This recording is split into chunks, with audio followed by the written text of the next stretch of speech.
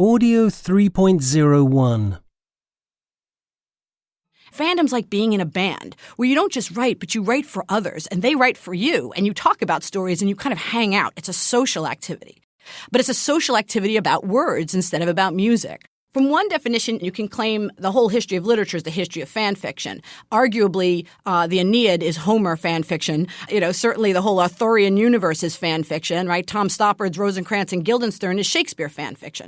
But what people tend to mean when they talk about modern fan fiction is fan fiction written by amateurs about the mass media.